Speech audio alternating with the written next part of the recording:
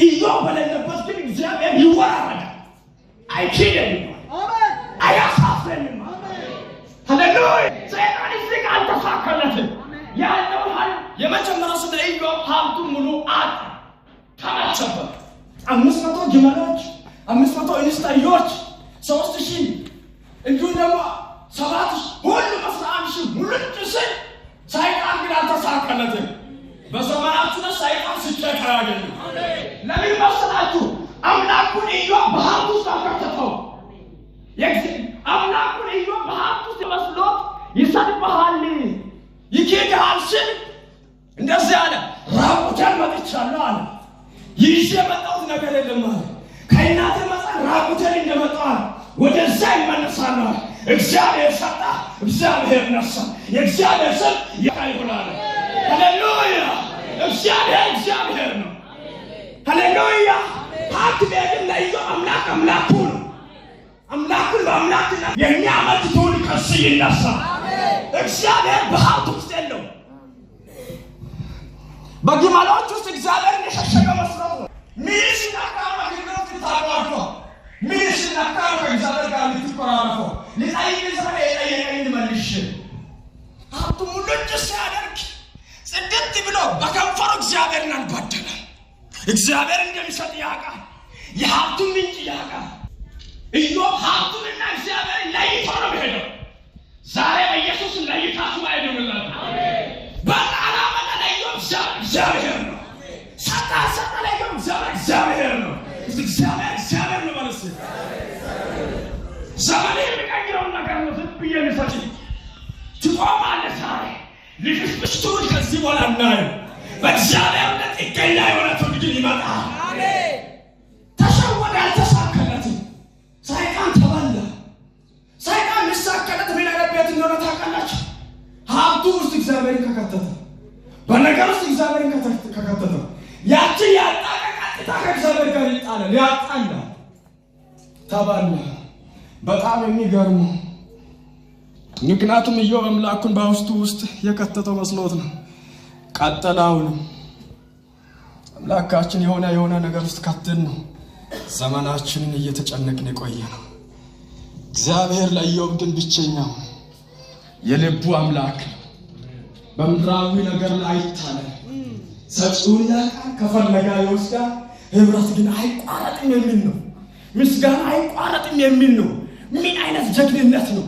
ያዕቆብ በአዲስ ኪዳን መስክሮለታል። እሱ ትዕግስትን ከኢዮብ። ሁለተኛ ኢዮብ 10 ልጆቹን አጣ። እየመጣ ደግሞ ወሬኛው የሚነግረው ጠብቆ ይመጣና አምልጬ መጣና አሁን ነፋሱ ልጆች ህግት ታደረገሽ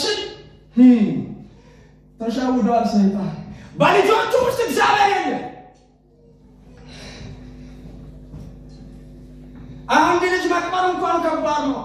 10 ልጅ እዛ ጋር ታታርጎማ ባለቤት ለሞቶ አሚጣ የወለደው ልጅ 7 ወንድ ልጆች 3 ሴት ልጆች ሲሄዱ አሁን ከአምላኩ ጋር ተጣሉ።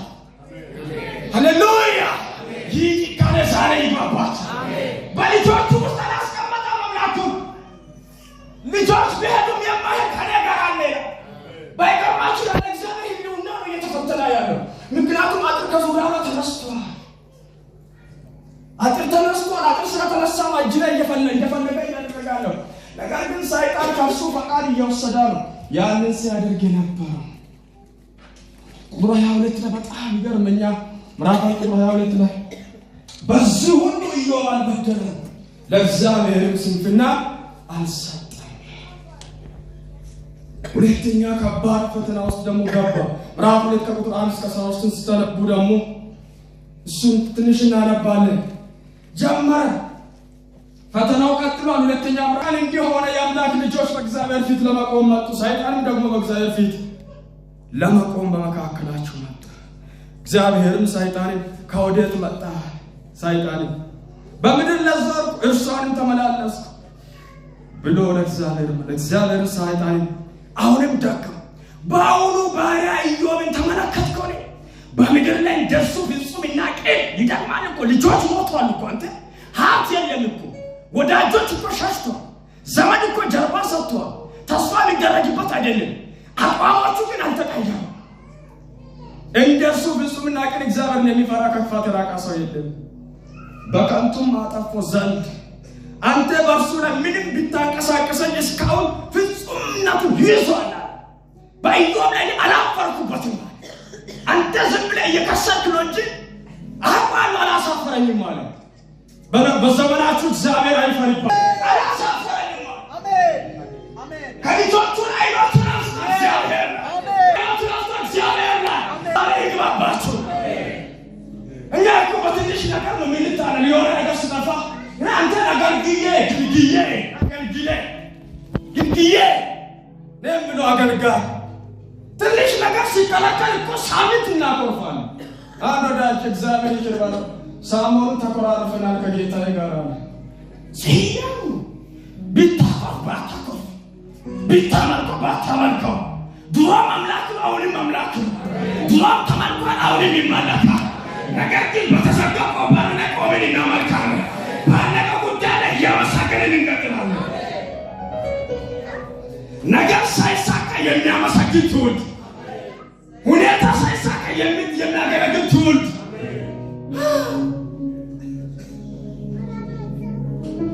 ምናልባት በዚህ ልኩ ላንፈተን እንችላለን፣ ግን እንጠያየቅ ተብለናል። ዛሬ በትንሽ ነገር ተጠላልፈን እንቸገራለን። ትንሽ ጸጋ ሲንቀሳቀስ ይነሳል፣ ይንቀሳቀሳል። ሰው ግን በዚህ ልክ እየተፈተነ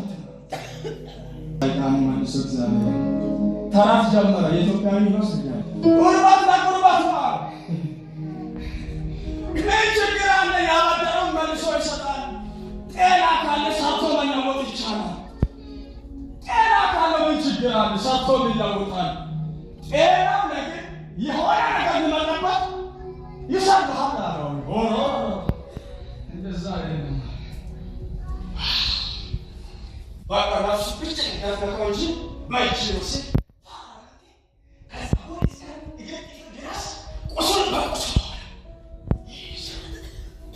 በጤናው ውስጥ አልካተተው አምላክ ነው። ጋላንስታውንም ያካል የጥፍር አንሶ እያከካ ይፈልጋል። ወዳት እንደዳ ያቅም እግዚአብሔር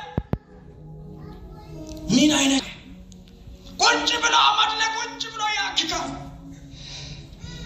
ጤናዬን ቢያጣ ልጆቼን ቢያጣ ሀብት ንብረት ቢያጣ እኔ ካንተ አልለይም ማለት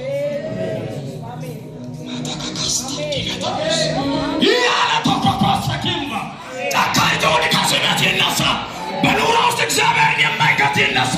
በጤና ውስጥ እግዚአብሔርን የማይከት ይነሳ። ወይኔ እያከከ እያለ እያከበደ ዲያ ከኒዮንቲ አካኑድማዮንቲ ኪራገ ወናዋላሚ አካኒዮንቲ ኢየሱስ